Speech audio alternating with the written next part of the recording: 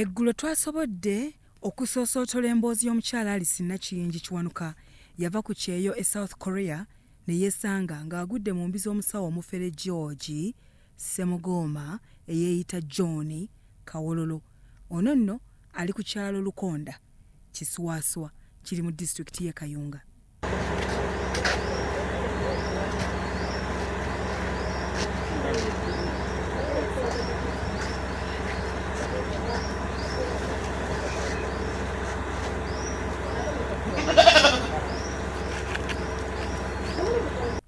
Nakiyingi olwajjo twalese alabula omukazi ayitibwa Irene eyali agudde mu mbi za Kawololo mbu naye ng'akima emikisa gya visa naye ebiddirira bya kumubba na kumwebakako. Omuwala bamuyitanga Irene bategeera nti afuuse mukwano gwange nga bamanyi nti ngenda mubuulira nti bagenda kubba ssente, bagenda kulya ssente ezo zonna. Kyannuma nti omuwala yali avudde bweru naye nga ndaba ssente ze bambi zonna zigenda kufiira awo. Kati nengezangako mugamba tewalirudde nnyo wano. Embeera eyinza okutuukako nga nze bwe yakola ki bwe yantukako. Kati omuvubuka oyo n'abigamba musawo kati ne bamanya nti nze nfuuse mulabe gye bali. Ne batandika nga okunsibiranga mu nnyumba, batandika nga okuntulugunya nga tampa kyakulya mpaka nga abataliwo tebampa kyakulya amala kudda ne ndyoka nfuna ekyokulya. Kakati ng'ate bwagira bw'aŋŋamba nti maama we yakuleese ng'oli mulalu, maama we yakuleese ng'oliko ebitambo, ne mugamba nga statement z'oŋŋamba tezikwatagana nga naye we mubuuza maama wange aliridda wa tambuulira nga mugamba maama wange mukubire nno ku ssimu njogereko naye nga gamba maama we agenda kujja enkya agenda kujja luli. Aha, mubiwulidde? Olwo nga ye embeera eri etya ŋŋamba gye walimu.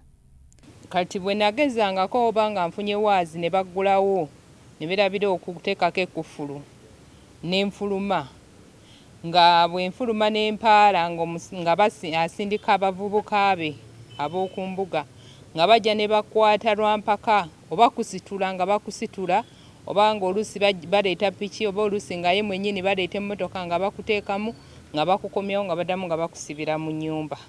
Nakugambye nti Kawololo oyo yawamba Nakiyingi n'amussa mu kkomera lye awaka era yamalayo emyaka wagindaba 1, 2, 3 ena bweddu. Mu bbanga lino lyonna kyataamukola nga tekiriiyo. Mpola mpola Nakiyingi olwo ebyokuddayo byali bitya ngamba okutoloka mu kkomera lya Kawololo. Bwe nadduseeyo kati ne mmanya nti kati okuva wano nina okukola ki okwewooyawooya mulage nti munnange kati tuli kimu.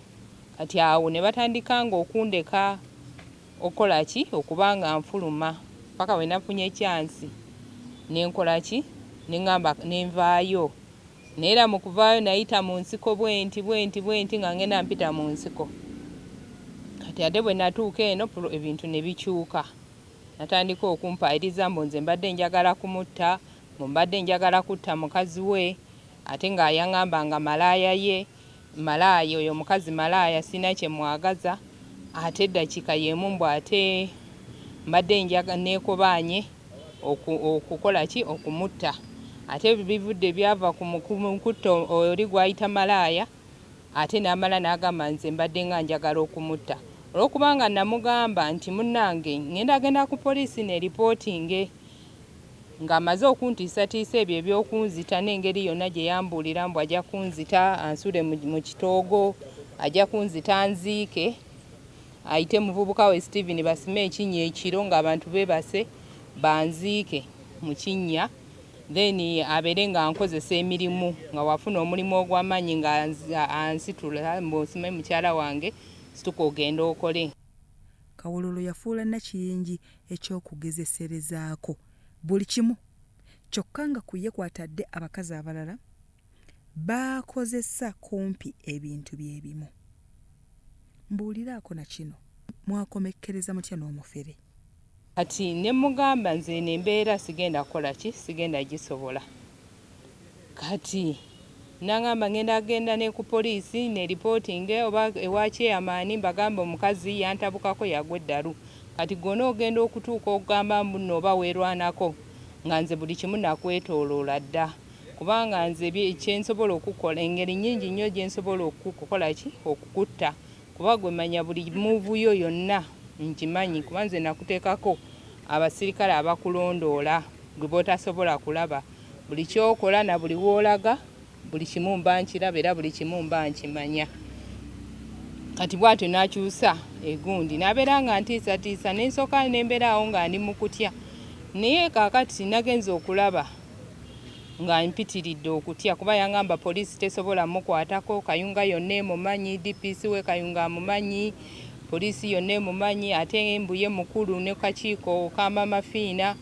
kati nga ndaba nga sina wakuddukira okujjako mu mawulire nga ndaba gegaka agasobola okukola ki okuntaasa ekyokumutaasa kyo kyawedde eddimu eddene lyakununula bye yamuferako kyemmanyi mwebuuza n'ebye South Korea enkya tujja kudda nabyo byayitamu mu South Korea tobisubwa bya Robert Mutebi ne Yasin Chikoyo, Salt TV, Omunnyo.